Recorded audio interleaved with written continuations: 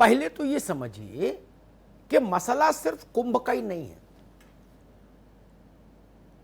कि वो हिंदुओं का पर्व है इसलिए उस पर सरकार पैसा खर्च करती है। पूरे देश में कोई भी ऐसा धार्मिक समारोह, मेरे शब्दों को ध्यान से सुन लीजिए, कोई भी ऐसा धार्मिक समारोह जिसमें हजारों लाखों करोड़ों लोग तो खैर और किसी समारोह में होते नहीं, केवल कुंभ है जिसमें होते, लाखों तक की संख्या जाती, उससे बाहर कहीं नहीं जाती, लाखों लोग शामिल होते हो, वहां शासन न खड़ा होता हो। यह शासन की ड्यूटी है, लॉ एंड ऑर्डर का मसला है, जनता की सुविधा का मसला है। पब्लिक टॉयलेट्स बनते हैं, रेलवे की फ्रीक्वेंसी बढ़ाई जाती है, रेलवे स्टेशंस की व्यवस्थाओं में तब्दीलियां होती हैं, बस स्टेशंस की व्यवस्थाओं में तब्दीलियां होती हैं, उसको देखते हुए तमाम फोर्स बढ़ाई जाती है। उस पर शासन का पैसा नहीं लगता क्या? लगता है ना। सुविधा केंद्र बनाए जाते हैं, केवल यहां के लिए नहीं। जब प्रकाश पर्व हुआ, सिख धर्म का भी 350 साल हुए, तो पूरे पंजाब में और देश के अलग अलग हिस्सों में भी, पटना साहिब में भी, और जहां जहां गुरु नानक देव जी महाराज गए थे उन सब स्थानों पर उत्सव हुए, और पंजाब तो पूरा उत्सवमय हो गया। विश्व भर से श्रद्धालु आए। क्या पंजाब की सरकार उसमें नहीं लगनी चाहिए थी? लाखों लोग आपके उसमें आ रहे हैं, मेजबान तो सरकार ही है ना। छोड़िए वो गोल्डन टेम्पल के लिए आ रहे हैं, ये किस लिए आ रहे हैं? आ रहे हैं तो उनकी सुविधा की जिम्मेदारी तो सरकार की होगी ना। वैसी कुंभ में होती है। ये नासमझ लोग यही नहीं जानते। 17 करोड़ लोग, कितने? 17 करोड़ लोग। उत्तर प्रदेश को छोड़ दीजिए तो हिंदुस्तान के किसी सूबे की आबादी इतनी नहीं, किसी सूबे की, और मेरे ख्याल से 2 सूबे मिला के भी शायद नहीं हो इतनी किसी की। 8 वाट के आसपास बिहार की है, गुजरात जोड़ दोगे तो 8 और 6 14, 17 तब भी नहीं होंगे। उतनी बड़ी आबादी वहां आई थी। शासन चुपचाप कंबल ओढ़ के सोता रहता तो केओस नहीं हो जाता। बिल्कुल।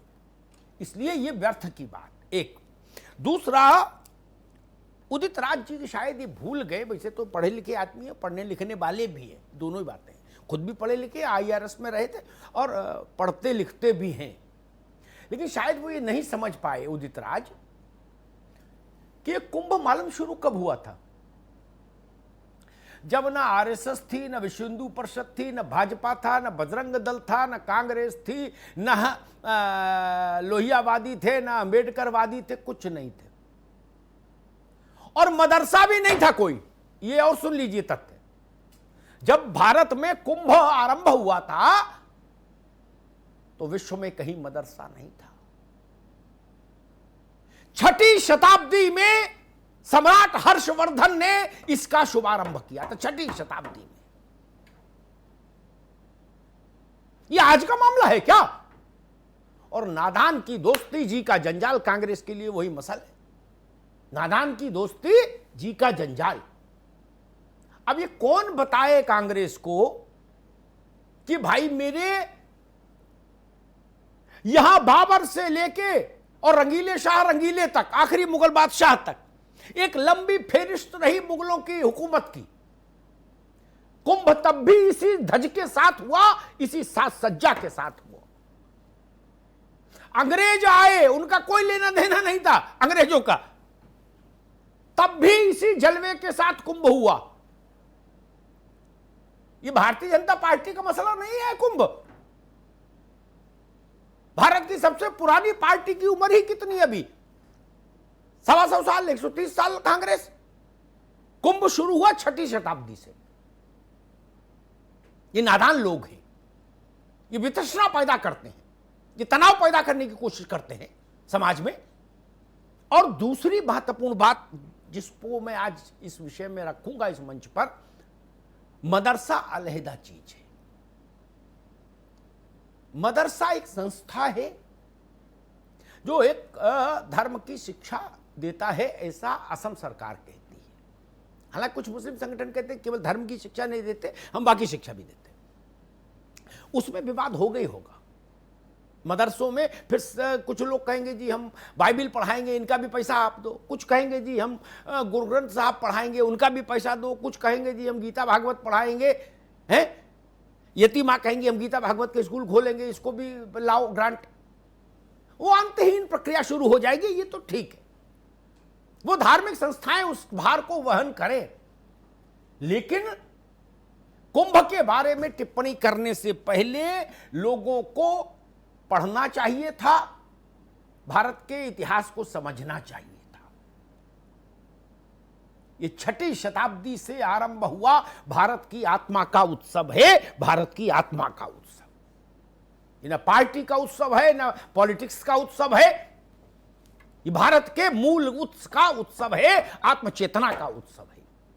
मुगलों ने इसके आगे सिर झुकाया, अंग्रेजों ने इसके आगे सिर झुकाया। अब तो हम आजाद मुल्क में हैं। हिंदुस्तान की 15, 17, 20 करोड़ आबादी जहां जाए वहां शासन को खड़ा ही होना चाहिए और साष्टांग खड़ा होना चाहिए। शासन है किसके लिए? इतनी बड़ी आबादी जाए और शासन चुपचाप सोता रहे अलग नहीं। मैं आज वो विवाद नहीं खड़ा करना चाहता कि कुछ धार्मिक यात्राओं के लिए भी सरकारी पैसा जाता था,